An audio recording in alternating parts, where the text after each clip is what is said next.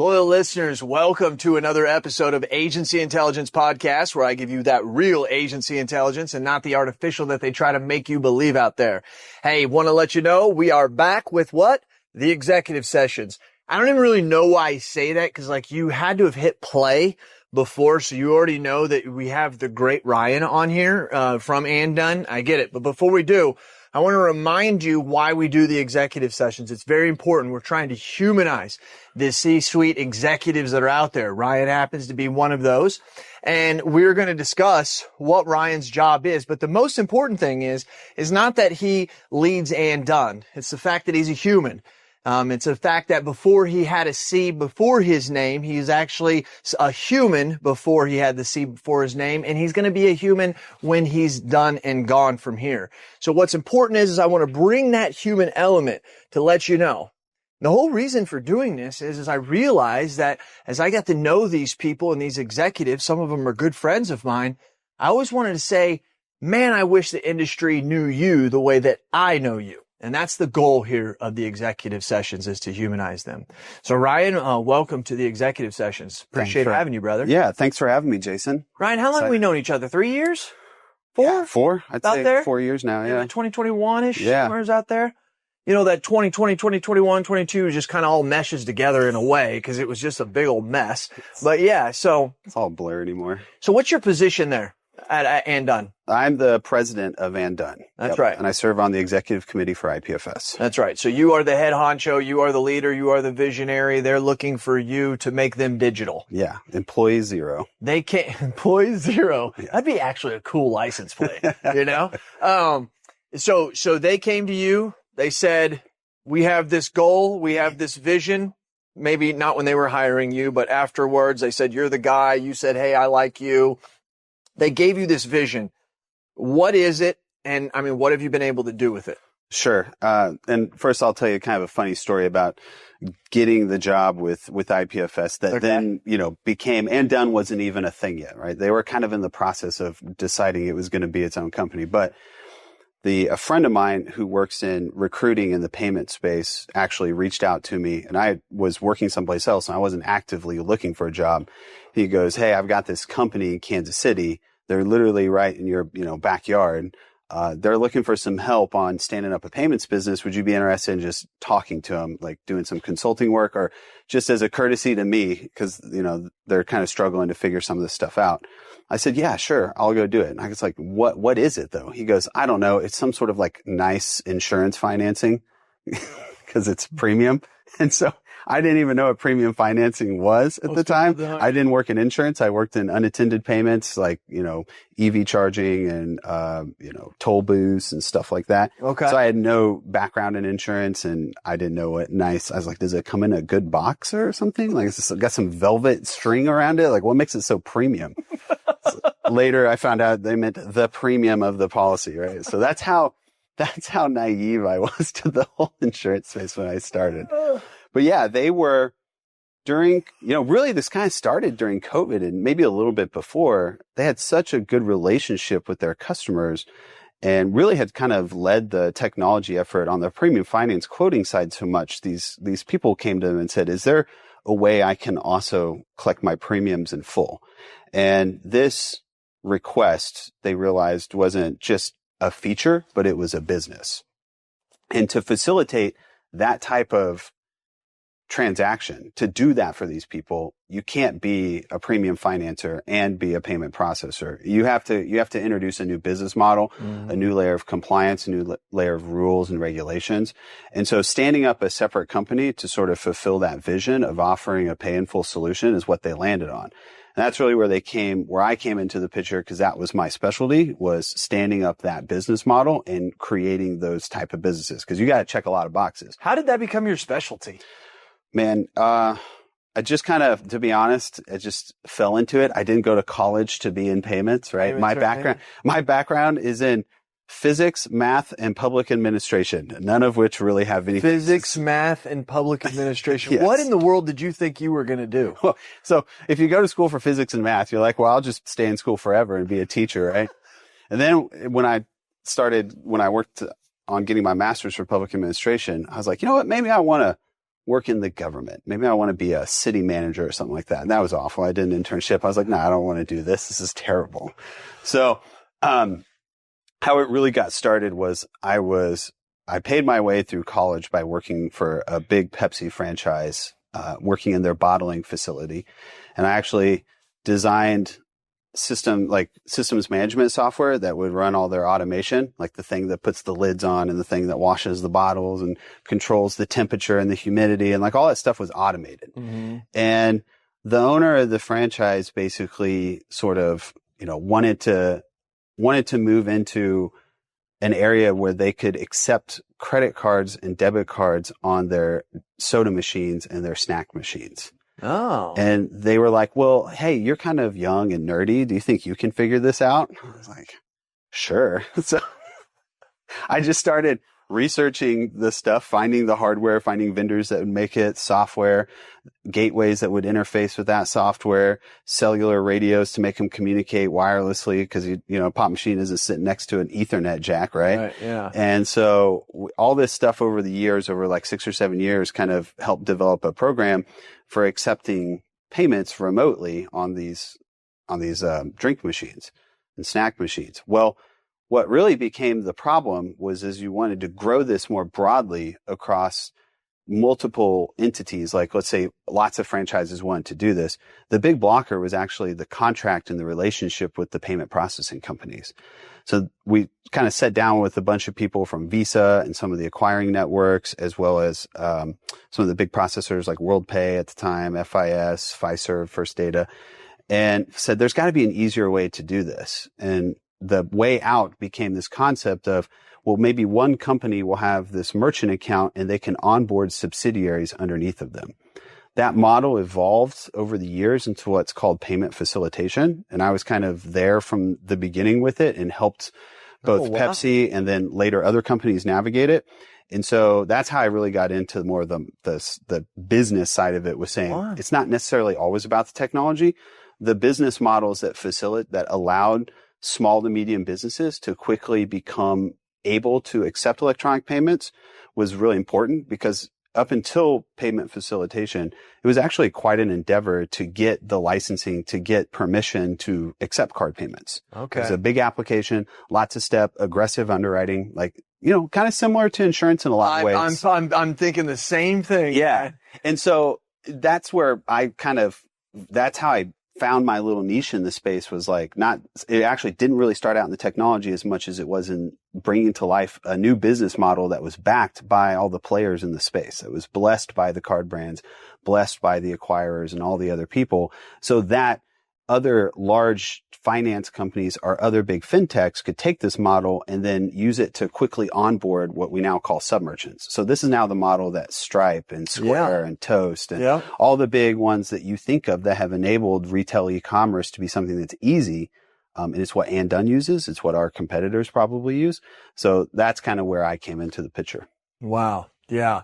And Stripe is one that everybody knows, right? Or the PayPals or whatever like that. And PayPal is like the old school one, right? I mean, Stripe would be the kid of a PayPal, right? Yeah. I mean, PayPal was kind of in the early days. Right? And then Stripe learned a lot from PayPal, but PayPal probably ended up learning a lot from Stripe in the way that they worked, So that makes sense.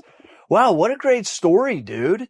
Like totally being part of that, that process being created and coming along. And I love what your point is. This is something for a lot of people to really listen to. How many times are we trying to create the technology and find the business model? You emphasized over and over there, Ryan, that it was more of the business model that was solved by the technology, but it was this problem first, right? And see, you hear that a lot with technology. It's rarely the tool that's revolutionary, but how people use the tool. Right. So, I mean, like a turbocharger was a revolutionary piece of automotive technology that allowed cars to be faster and more performant. But turbochargers didn't win F1 races. Michael Schumacher won F1 races, but he had better tools. So they need to work together. Like you need people, the business, and you need the tools and the technology to be something. When they go seamlessly together is when you have true innovation or true disruption. You can have really great ideas or really great business models, but no way of actually bringing it to life, or no way of distributing it, or no way for people to interact with it. And you can have awesome technology, which just probably happens more often. You have this like groundbreaking technology, but no real business model to monetize it, or once again, to distribute it or to put it in front of people. Those things have to work together. And that's really what kind of happened early in my career is the technology, the internet, as well as, physical technology for accepting cards, like on devices, like, right in front of you, or using a card on an online checkout page. That was growing extremely fast. And the business model was finally starting to get introduced to go along with it. And those things together is why you had companies like the Stripes and the Squares and the PayPals becoming, meteorically successful in a short period of time. So I think that that's an important, thing for anyone to learn is like they are not mutually exclusive. You must have both the tool and the model, the people to go along with it. Do you think you knew that before you got into this, or is that something you learned, or what was something that brought, well, just ask you this. I mean, everything you're doing is off stuff that other people taught you. Who would be those mentors, and what would you say that you learned from them to bring it forward to what you're doing now? Sure. And, to answer your first question, no, I didn't know that that's really what was happening. But rarely people that are on a wave know that they're riding a wave, right? Mm-hmm. To them, it just feels like they're on the ocean. It's not till you have perspective that you can see I'm above people or I'm below people, etc. So I think that it wasn't until later that I understood years later, really, that I understood it's like, this is important. Like what is happening now is important because you're just so entrenched in it, and you're like in the trenches, like fighting the battle, that you rarely get time to look up and see what's going on around you, especially to see other people picking up on this thing and using it or growing around you. Yeah. And as far as who kind of maybe, I don't think I really ever had a specific mentor. I've never been like, this is the person that I go to seek advice. I mean, obviously my dad's been an important person in my life. I think my dad and my mom both instilled this sort of, I would say, underlying trait of curiosity with a healthy degree of challenge, which has sort of been my MO for a long time, which is I'm not sure about that. Anytime somebody says something, my first thing is to be like, we should research that. We should dive into that further and see if this is actually correct, right? Which is a healthy thing to have in today's world with AI and stuff. It's like, that seems like ChatGPT wrote that. We should take a look at. But I also had a boss when I worked at Pepsi. His name was Tommy McNeese, and he was very, very influential in my life. If I had to pick one person, he would probably be the most.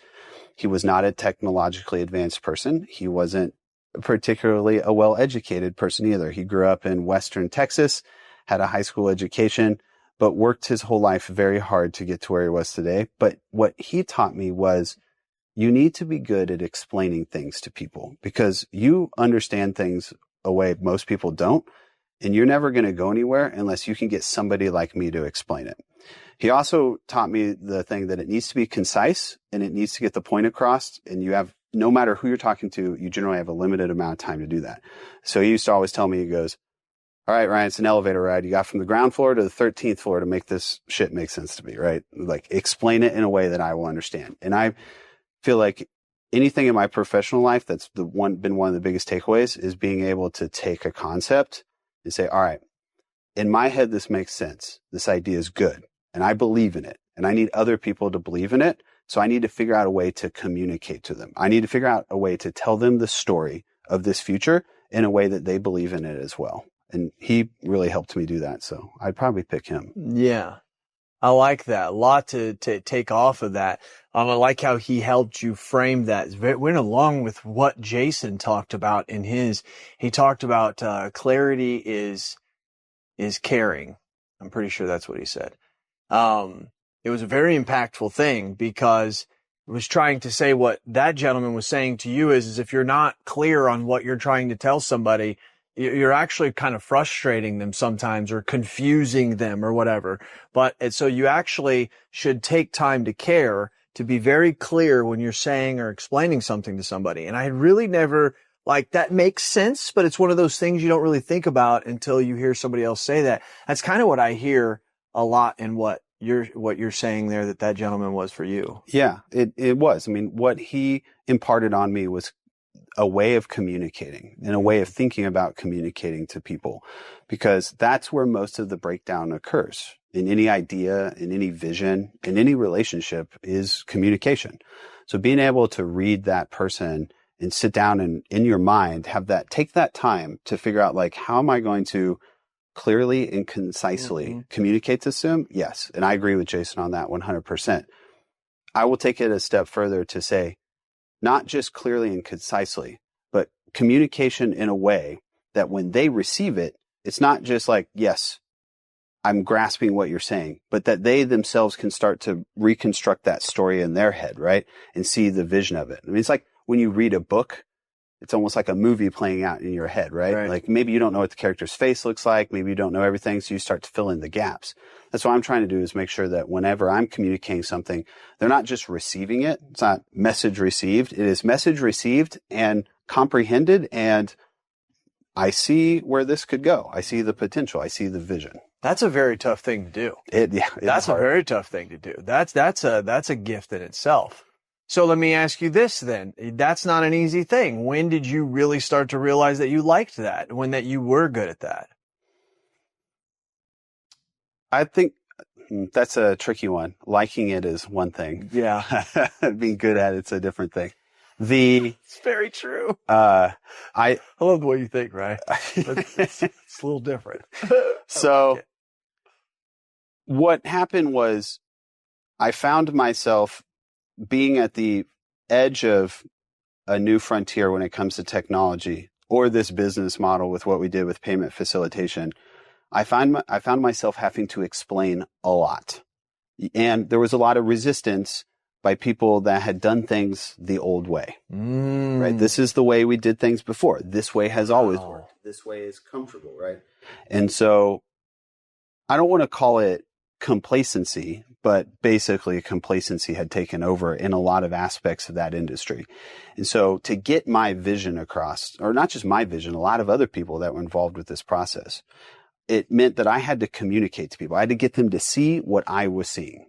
And that was the biggest hurdle in achieving some of these projects, the end goals of some of these projects, or these endeavors that we had when introducing like distributed cashless payments on tens of thousands of soda machines across the country, or bringing to life a business model that would allow a large payment facilitator to have a streamlined onboarding process to onboard sub-merchants.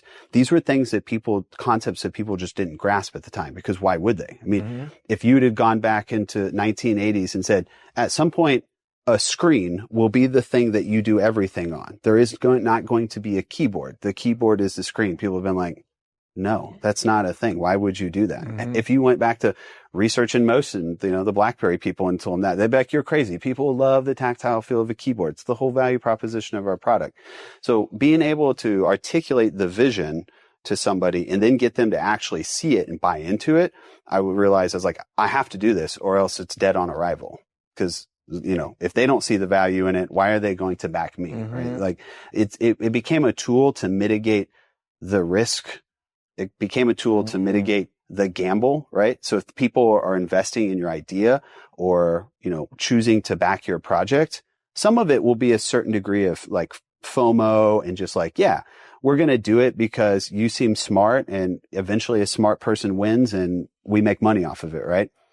But you're still gambling at that point. They're gambling and you're gambling, but they'll understand. So if I can go in there and get them even further along the process in the beginning, get them more invested in it at the story phase, I'm less likely to have resistance in the investment or the buy-in or any of that sort of stuff. So that's really where I started doing it. That's good stuff right there, Ryan. That is something that business owners should really pay attention to. And I think, would you agree that that's a skill that can be developed? Do you think you developed that, or do you think you kind of had a little leg up and it kind of came to you naturally? Oh, it absolutely can be developed. Like nobody's innately born with a skill like that, right? It's not a genetic thing. It is definitely purely a social skill that can absolutely be developed. And most of it was trial and error. By my part, like I didn't go to school. I didn't read a book. I mean, I did read books, and I chose to read books from people that I thought did that pretty well in their life. I chose to read books about people that I thought were fairly visionary and did a good job of articulating that vision and getting investors or people or workers to buy into it. I mean, Steve Jobs is quoted all the time, and he was very good at this skill, although his methodology was more forceful than others. So there's varying degrees of this technique that people can take. I tend to like the ways that, are you familiar with like Mark H. McCormick, who he is? I know who he is, but I'm not familiar with him very much. I mean, he wrote the book, What They Don't Teach You in Harvard Business School, and he started the first sports agency that was dedicated to non-typical athletes, like, you know, tennis players and NASCAR racers and stuff like that. Okay. And he did this really well, and I liked studying his stuff. Or let's say Lee Iacocca, he was the visionary person that brought the Mustang to life. Yeah. He had a lot of good ideas that were extremely, you know, different, right? This concept of a low-cost two-seater car that was, you know, medium-level performance and budget entry at the time at Ford Motors was like, that was why would we do that? We want to build big, expensive cars that have high profit margins. Mm-hmm. He introduced an entire segment that spanned across every car company. So, you know, he had to be really good at getting people to buy into this vision. And if you're not good at getting people to buy into the vision, you better get good at sneaking it in somehow, right? So sometimes you have to have those two, traits blended in together. But, you know, more importantly is to get people to actually believe in the vision. So it is definitely a learned trait. It is definitely something anyone can learn how to do. I would say communication skills are one of the most difficult things for people to learn because it takes a lot of hubris. It takes a lot of getting over ourselves.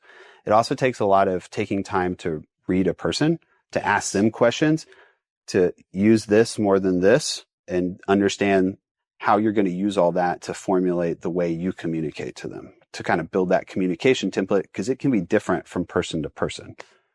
Ryan, this is exactly the kind of conversations that my friends, this is the reason they don't like me, is because I love having these conversations. In the society today, we consider these deep conversations.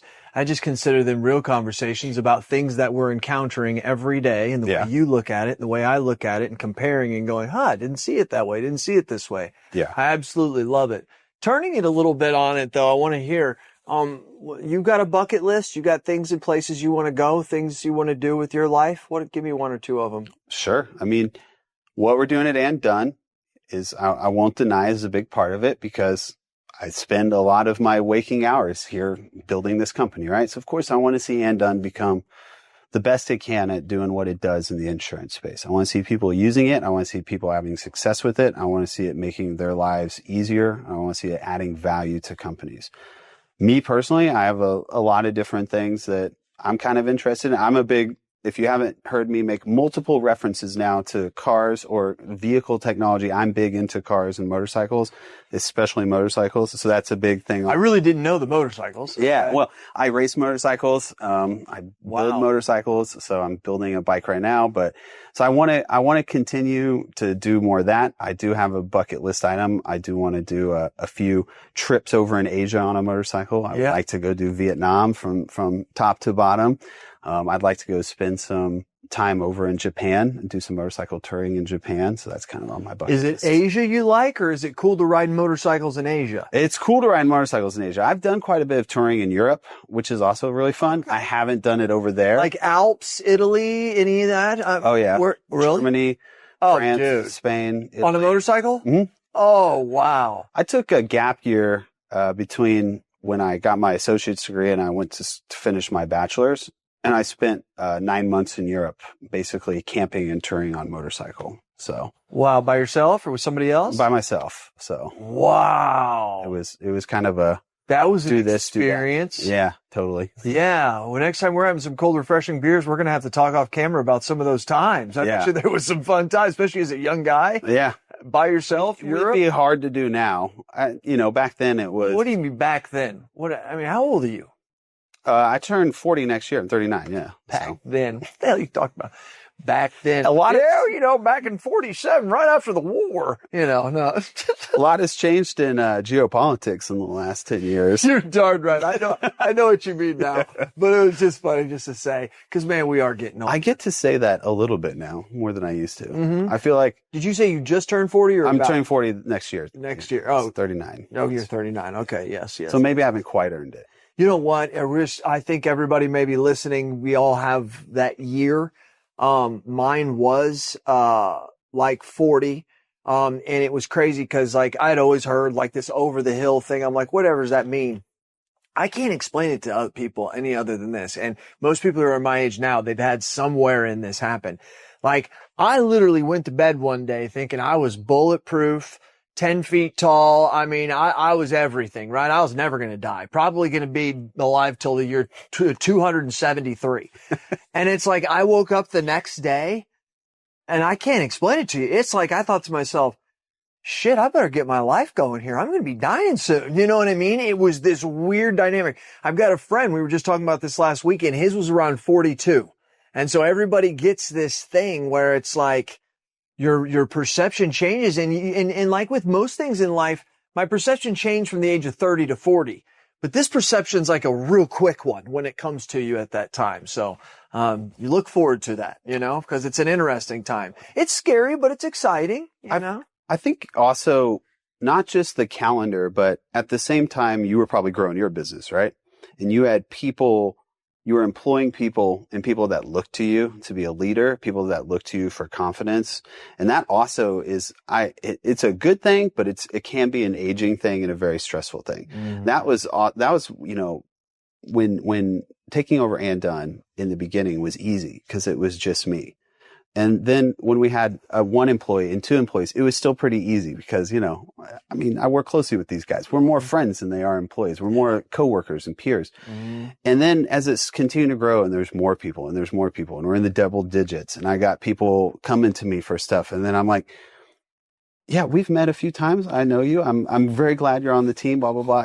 But the gravity starts to sink in of, these people depend on me. Mm. These people depend on the vision. They depend on the execution of the vision. They are a part of it, yes. But overall, the ship stays running because the captain is at the helm guiding it correctly. Mm-hmm. And the weight of that sets in and becomes impactful as you realize, like, these people are making decisions. They're choosing to buy houses. They're putting away, you know, money for their kids' college fund. They're helping their parents age gracefully. Like, they're doing all these things, and they're doing it because they're here and they have a job, they're gainfully employed, and hopefully they're growing in that, you know, their career is progressing, they're making more money, they're getting more responsibility, they themselves are growing professionally. And it's like, it all funnels up to me on that. And I feel like that was something that I felt the age from that, even though while it's not measured in months, days, or years, it does have a sort of aging effect to it. Or maybe I should say maturing, combination of both of those. But yeah, you probably experienced something similar as your business grew and you had more people and more responsibility. The weight that you carry are, you know, heavy as the head that carries the crown, right? It is. It really, truly is. It's almost like word for word what I tell my team. We usually have this discussion after we have to let a teammate go. Doesn't happen very often. And we have a discussion about why we had to let them go, because I'm on the other theory. I'm probably not one of those that fires fast. I believe that people, if you can find their characteristics or what they're good at, they may not be good here, but if I'm getting ready to maybe look for another job over here, why not try to put them there maybe before we get rid of them, whatever it could be. But when we get rid of them, we have to understand that, like, it didn't come lightly, you know, but what we had to understand was that I had to make that decision for all of you. And when I'm talking to my team, because we have a mission, we have a goal. We call it a boat. You call it a captain, which was ironic. I call it a boat, and this boat must sail, and everybody's got to be in sync for it to happen. And if it doesn't, and the boat stalls, fades away, sinks, you know, we have 200 and some odd employees. I don't know how many house payments that is. I don't know how many car payments that is. I don't know how many kids are in school. I don't know how many parents are. That's exactly what I say to them all the time. That's the reason why I'm making that decision, right? And as long as we do what we're supposed to be doing and we're staying with the vision and we're putting our best foot forward, and you want to grow and you want to change and adapt, we're all going to be fine in this. But it's really crazy when I heard you kind of say that, because that means a lot. And that is the weight that comes from being an entrepreneur or somebody who's in charge in that position. You're right. It is, you know, and kind of in vein with your series here as far as humanizing the executives. I think it's important for people who aren't executives, who are maybe listening to this podcast or looking at something like this as a way of being like, I want to feel like I want to learn more about what executives are. I mean, they are absolutely humans. I'm sure there's varying degrees of how they feel about their position. But the way I feel about it is it's a very big part of what makes me in my job, is the knowing that what I do impacts these people. Mm-hmm. I don't do it to make AndDone have more revenue. I don't do it to make AndDone a bigger brand. While those are reasons, those are outcomes that I hope for. At the end of the day, I do it because if it does those things, if it makes more money, or if the brand grows, which then makes more money, it really all boils back to makes more money because it is a for-profit company. But if it makes more money, That's what we're here for. You get to make more money. Mm-hmm. And I get to bring on more people that can make more money. As it grows, you grow. I use the you collectively of the whole organization. And that's really what I wake up in the morning thinking about, is every decision that I'm going to make is going to be about that. And maybe this decision, it helps it immediately. Maybe it helps it down the road. But ultimately, if I'm not thinking that way, if I'm not looking at all those people out there and thinking, I'm going to decide something, I'm going to make a decision on whatever, it could be as small as what toilet paper we put in the bathrooms, or it could be as big as what outsourced IT contractor we use next year. But whatever it is, it should hopefully make their lives better. And I think that's an important, I think most executives would probably agree with me on that, or I hope they would at least. Yeah. Well, Ryan, as we wrap up here, I have to admit, this was a lot different than every other one I've done, and I've probably done about 30 of these. So it was. Really? Because, well, first Okay. of all, we stayed on very little of the questions. Okay. And which is good, because questions are just something that I want you there to say, hey, we're going to go down this way, you Sure. know? Yeah. Direction. But, correct. if you notice, I read the first one and then I just put the paper away. I never picked it back up. Yeah. This was also, very engaging in the fact that I think there's a lot that people can learn. I think there's a lot of logic in this, but I also believe that you are full of a lot of emotion, because I am, and I really kind of am pulled to that. I think a lot of people that are listening are really going to get that out of it. I think it just oozes from, I don't want to say that any of these interviews have been better with any of the companies. That's not what I'm here for, a comparison. It's not a zero-sum game.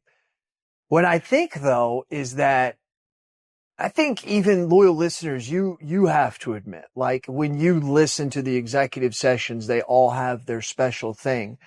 But professionalism in a real authentic way, like oozes from IPFS. And you would say, I am done, right? But it's that culture. You've set up your own culture. Those are your own people. We know this.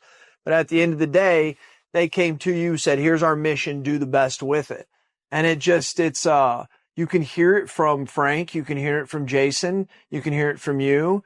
I think you're a very personable guy. When we're at conferences, people feel free to come up to you and just talk to you. Sure. They don't with Frank and Jason, right? They give off that aura of this C. And it's so awesome that if I take the suit off him and the clothes off you and I put you guys together, you're just both executive humans from this company that's trying to do the better for everybody in the world out there that's trying to use their product. You know what I mean? And it's not salesy. It's just real, you know? And so I'd like to do this, end with this. I want to get your thought maybe on anything that I may have said, but I want to get, where's this next moment for payments that you were in that part where they were putting these payments together and trying to get these sub merchants and all that. And where's this next thing? I mean, we're using cards. It's just money transferring digitally. Where do you get more excited? Where do you progress from that? Where do you see this? You don't have to tell me, but in 5, 10, 15 years, how does this get more sexy than it is now? There's always this sort of searching for, and there usually tends to be a product that comes along or an idea that is going to be the next big groundbreaking thing, right? Mm-hmm. But rarely is it actually that way in payments. It's usually a pretty iterative, evolving process. So, for instance, crypto came along a few years ago and it's like, this is going to revolutionize everything. Blockchain and crypto is going to revolutionize. Sorry about that. And did it really? No. but it was a big deal to talk about it. And it spurred thought and it spurred innovation. And now we're living in another wave that is not payment specific, but it's impacting payments, which is artificial intelligence and how this will revolutionize things. But will it really revolutionize it? Probably not. Will it bleed into the space and have an impact in various areas? Definitely. So I don't think that there's probably a big thing on the horizon, but I do think that we're going to start seeing evolution in certain areas that will be mostly around how is AI used to protect transactions? How is it used to protect the merchants, or in this case, like the agents that use platforms like AndDone? How are we doing things to make their life easier through reducing the amount of overhead they have to do in dealing with potentially fraudulent transactions or ACH returns or card chargebacks? I think data sharing is going to become more of either a good thing or an issue, depending on how it's used. But I think broadly, the data associated with what these people are buying, in our case, what policy is being purchased, is going to become more important. It's going to become more valuable to the agent, more valuable on behalf of the agent, more valuable to the card brands and to the banks, and potentially a way to help streamline things. And obviously, I think interconnectivity, as far as making systems work together, and is going to become important. Consolidation of systems. You see this all the time. You talk about this a lot, how it's like bringing tools together or choosing the right tools to stitch together to make workflows, to make your agency more efficient. I think you're going to continue to see this stitching together becoming more and more native and more integrated to provide more value across disparate systems. And I think the payment processor is going to be a key process of that, because while the part of what they do in an agent's workflow, right, from acquiring a prospective insured to selling them to getting them to fill stuff out, like we're actually this much of it on the back end. Yeah. But this part is like really expensive, is really important and really expensive sometimes, right? Like and it needs to work. Like it has to work. And so this part of it will feed back into all these other steps. So I think interconnectivity, I think that the evolution of data sharing, and I think that risk and fraud prevention are going to be areas that we see payments evolve in the insurance space, and hopefully for the better. Yeah, I do agree. Well, you know what? You do have a very good way of putting things, and just listening to you explain to me and thinking about what you were explaining, how you like to explain things. 100% true. It does. You make it very, very simple. So, yeah, man, hey, I greatly appreciate it. I know the listeners do. Really greatly appreciate what you do. We appreciate your support for AI at Indie Tech. You guys are one of our main sponsors. We greatly appreciate it. We know you'll be there. And really, really do look forward to it. And we appreciate your partnership, Ryan. Anytime. Thank you so much for having me, Jason. Yeah, Ryan, you're a breath of fresh air to the industry. I'm glad to have you. I'm serious about that. And I want to make sure if you see Ryan, you know, he's helping make payments better. Let's keep in mind, folks, okay? We don't get paid as agents until we collect the money and give it to the carrier. So if you really think about it, Ryan just has a business trying to make it easier for us to get paid. At the end of the day, that's what it is. That's what AndDone is. He's trying to get us paid quicker. I don't know about you, but that's why my wife likes him. She thinks he's a nice guy, but she says, hey, if you're going to get some money to Jason quicker, we like him. We like him. Okay, so no, we really do appreciate you. We appreciate AndDone. Thank you. And you know, you loyal listeners, I do what I do because I do it for you. Tell me your thoughts and tell me your ideas, and I'm going to tell the world what you have to say. This has been Jason Cass. This is Ryan Westerman with AndDone.